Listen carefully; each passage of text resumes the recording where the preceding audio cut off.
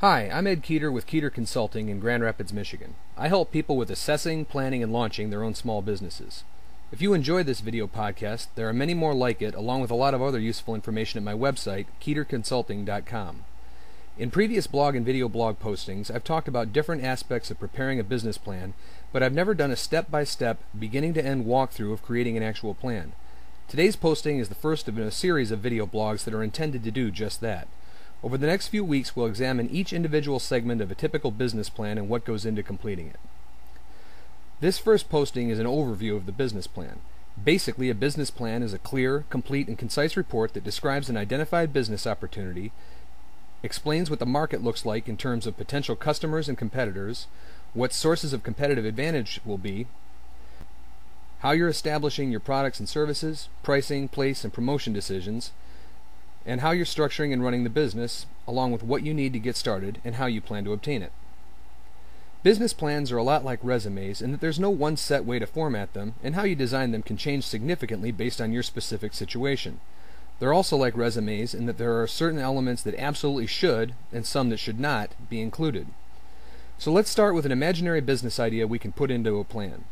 My latest obsession is disc golf, so just for the fun of it, let's open River City Disc Golf, a small storefront retail operation that sells disc golf equipment.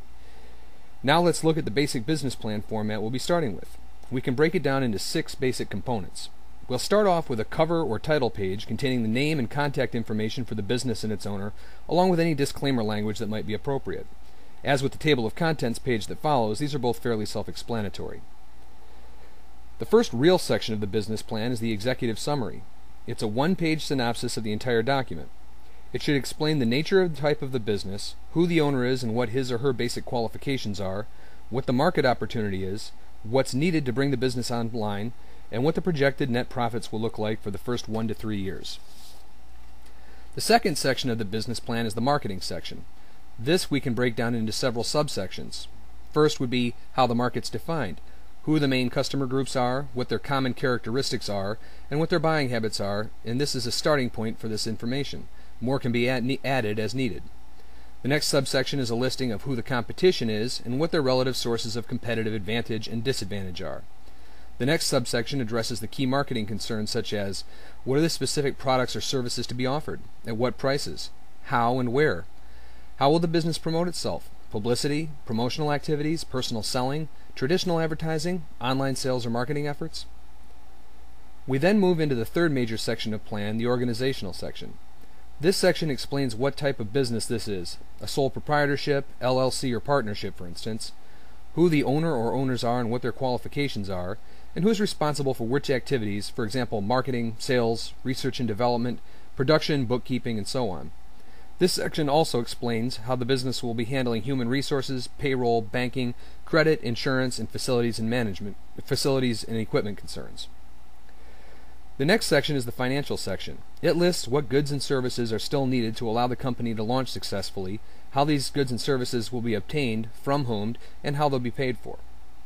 The fifth section is the catch-all supplemental section, where examples of marketing materials can be shared, along with other data or product details of interest to the reader, or anything else that's necessary to give the reader a full picture of the business proposal.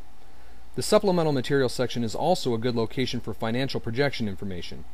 While many planners favor a break-even analysis, I'm partial to a revenue and expense forecast. I'll explain both of those and defend my bias toward the revenue and expense forecast in a future podcast. So there you have it. A proper business plan contains a title page, table of contents, executive summary, marketing, organizational, financial, and supplemental sections, and detailed financial projections.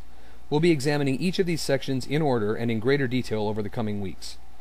I hope you've enjoyed this video podcast, and I'd love to hear your questions and comments regarding it. If you have anything you'd like to share, you can reach me at ed@keeterconsulting.com. Thanks for watching, and good luck with your own small business adventure.